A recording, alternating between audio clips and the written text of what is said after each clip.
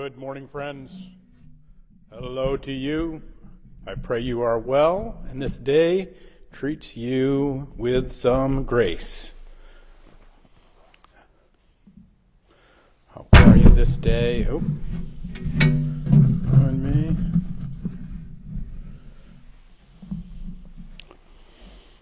Good morning to you. This day as we come into this Holy Wednesday, that as we are on this march through Holy Week. Hey, Sharon Landry, good morning to you. Hope you're doing great. Hope you are getting ready for a grand Easter celebration. Kristen, good morning. Hope you're doing well. Hope there's some goodness in your day. On this gray day, boy, it is gray. Karen, good morning to you. Hope you're doing great. Hey, good morning. Good morning, everyone. It's great. Got my little lobster claw mug from Dear Yvette, so it's a great gift. It's a great mug. It's got one of those things about got the perfect size. You know that, like, you get that just right sized thing that is just seems to be something you can relax into. Yeah, well, that's pretty.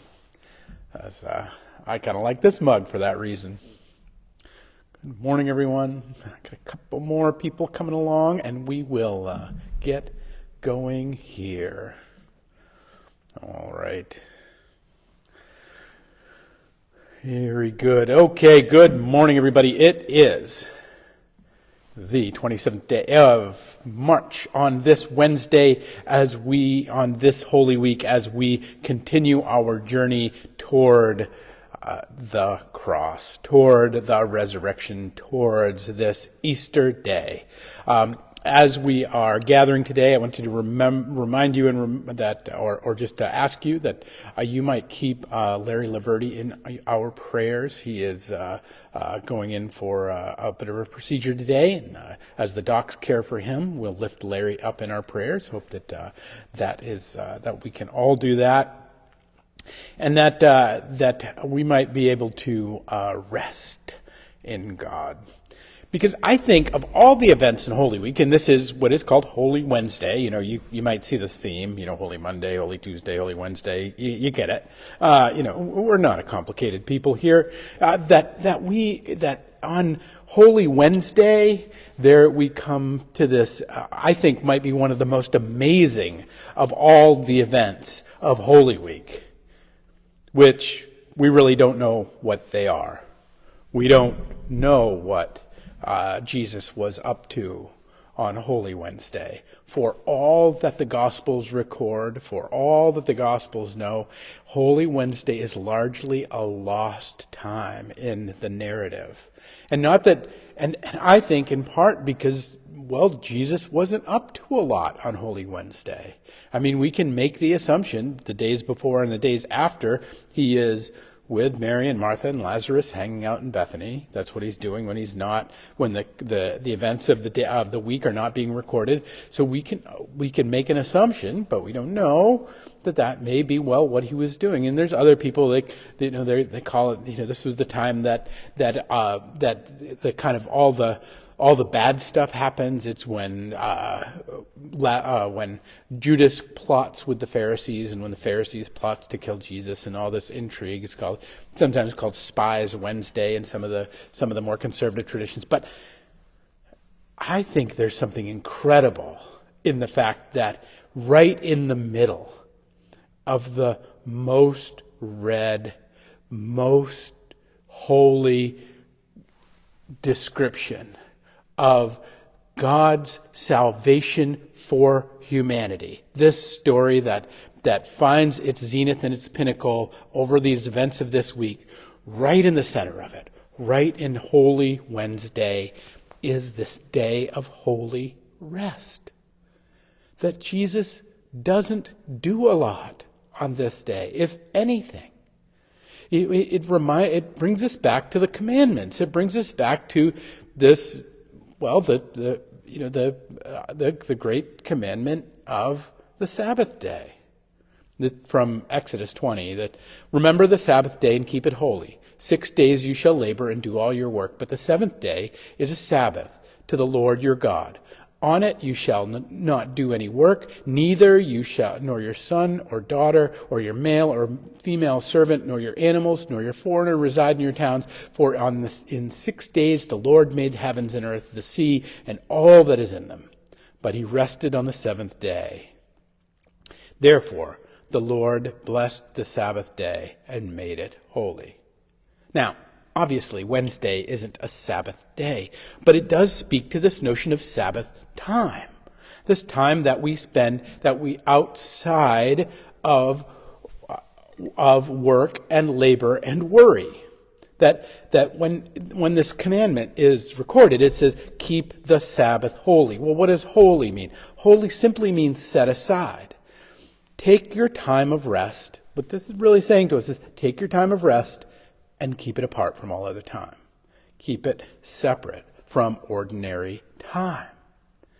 And here's Jesus in the middle of Holy Week. He has gone in and made every authority mad. He has gone in, declared himself Messiah. He has gone in with thousands of people coming to see him and to hear his message and to discover what he is. We have thousands of people to discover, to encounter healing.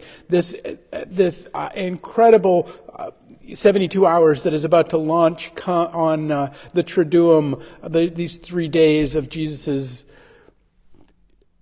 giving us the greatest commandment, of washing the feet of the disciples, of being arrested, of being crucified, of laying down his life, and in descending into hell and freeing the captives of hell on Holy Saturday, and to arise in resurrection on Sunday. He's got a big weekend ahead. He's got a lot planned. What does he do? He rests on Holy Wednesday. Friends, I think the first thing for us to remember in this and to take out is to remember that resting is doing something. We in our Western culture we still cling to some of the commandments some of the time, but particularly we Yankees around here, we are the greatest and easiest commandment which we are ready to violate at any moment is this idea of actually giving ourselves a time of rest. That taking a time of rest, taking a time of Sabbath is as important as not killing someone. That the murder and Sabbath time is held in equal emphasis. But we're willing to violate that all the time. We're willing to put that in check all the time. But the idea is that it's not just though about rest. It's not just about taking time out, though that's what it looks like on the outside. But in order to take time out, what we must do is trust God. If we get ourselves in this place where we believe no one else can handle it, and when we say no one else, we include Jesus in that Venn diagram, that there are things to be done and that they must be done by us, or at least by our crew, or at least by our thing. And if those things are not done, then the sin is upon us. We are inherently not trusting God in our life. And that the practice of Sabbath, the practice of taking rest, is much more the practice of, trusting that God has us. That our labors are enough, our work is enough, our efforts are enough, our desire to do good is enough, and that that God has work to do with us in our trusting in him. The great Shelley Miller writes a great book on Sabbath, and in it she says, Sabbath isn't about resting perfectly. I think this is part of it. We all get performance anxiety about everything these days, and this notion that I can't take a whole day, or I can't take 20 minutes, but can you take 5 minutes? Can you take 20 minutes? Can you take a moment to take a breath and just give it over all those things that you carry to give over to God? Can you just give it that? That it's not about getting it all right and getting it perfectly, but it is about, she says, it's about resting in the one who is perfect. It is easy to look at our world in 2024 and see all of the imperfections in it. We live in a wildly imperfect world. Don't worry, there's plenty of people who will tell you that. But we have access to the perfect. We have access to the perfect. And part of that access is through our trust in God to handle the things that we cannot handle, to hold a world together that's seemingly spinning out of control. And it even goes deeper than that, I would submit, that Sabbath is an inherent part of the rhythm of our life. If we do not take a break, it is like reading an English sentence without punctuation. It's the great kind of sign that says, about, just the description of panda bears, the description of panda bears, that the panda can eat shoots and leaves. Okay.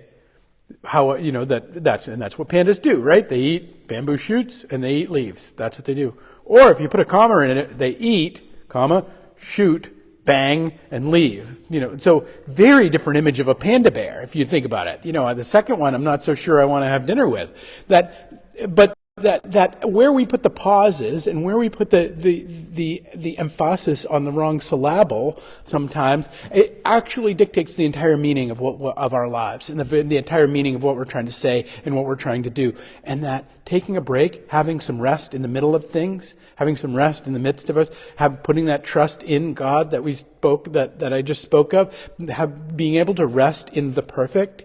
When even though we are not perfect, we might see nothing of perfectness around us, that when we can rest in that, we find proper meaning. We find the real meaning of things. Because the sentence of our lives, the story of our lives becomes properly punctuated. It becomes there are proper pauses.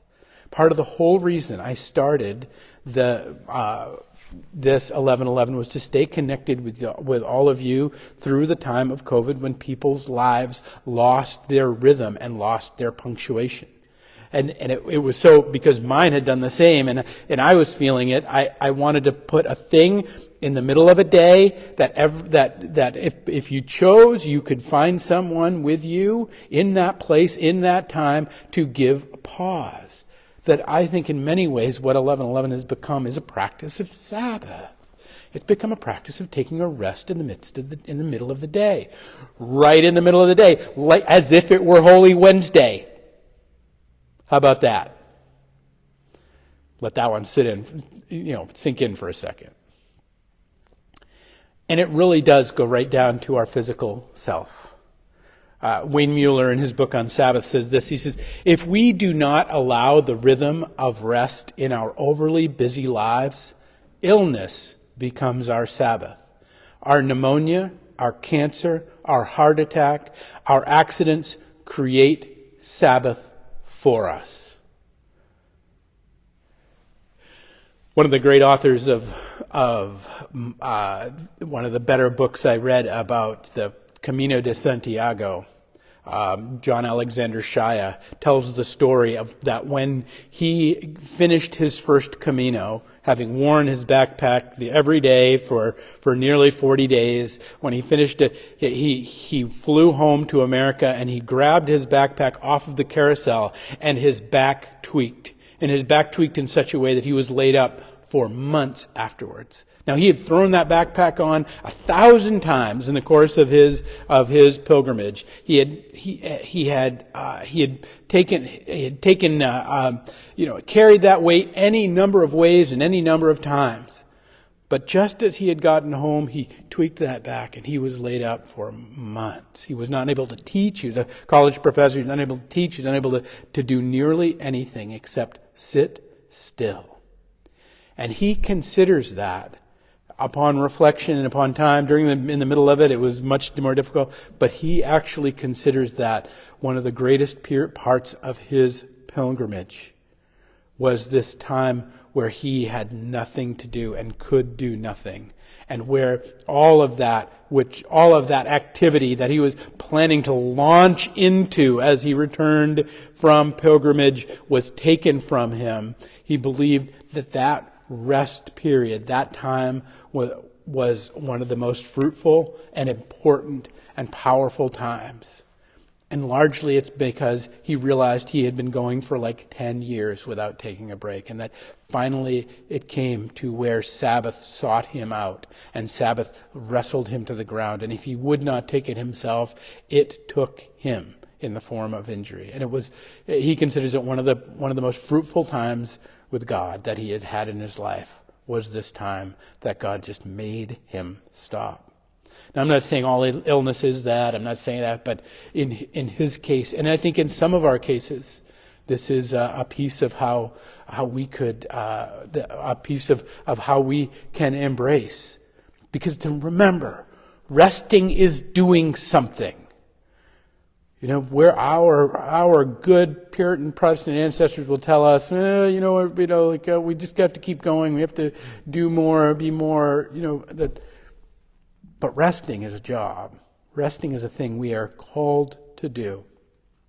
And if Jesus can do it in the middle of this Holy Week, having upset tables on Monday, having cursed a fig tree on Tuesday, and in Holy Wednesday, hearing almost nothing about him in the narrative, if he can take that time and rest with his friends, if he can take that time and simply be, then I think before he goes to the cross, before he feeds his disciples, before he washes their feet, before he saves humanity, before he descends into hell, and before he is resurrected, if he can take that time, friends, it is an invitation for us to do so as well. St. Augustine says this: "Thou hast created us for thyself, that you have created us for you. And our heart is not quiet until it rests in thee." Friends, I hope in the days ahead, I hope this Holy Wednesday, you will find rest in the perfect. You will find rest in God. That you will find rest and understand that it's not copping out, it's not punching out, it's not being away, it is doing something. It is the fertile ground that the seed uses underneath the surface of the earth before all things have started to move. All of that work that happens in the seed as it is germinated and begins its shoots of roots and begins its reach for the sky and consciousness, but before it is ever penetrated the top of the soil, there's great work that happens in the idleness in the perceived idleness of the world as it is when we rest. So my hope for all of you is that you will have a holy rest on this Holy Wednesday. Tomorrow we have our Holy Thursday service, our Maundy Thursday service. It's come together quite nicely, if I do say so myself. I hope you'll be a part of our Holy Wednesday our Holy Thursday service, and that we might keep the new commandment to love one another as he has loved us. And part of that is resting. All right, peace and grace, my friends. We will pick it up next week with an 11:11. Tomorrow I will be offering the invocation at the Vietnam Veterans Remembrance Day at City Hall. If you want to come to that ceremony, it's always a powerful time to lift up the warriors of Vietnam and honor them for their sacrifice. Peace and grace to you all, my friends. That we'll be here on Thursday with our live stream, and we'll be here Easter Day. Peace and grace. And we'll pick it up next week with another 11:11.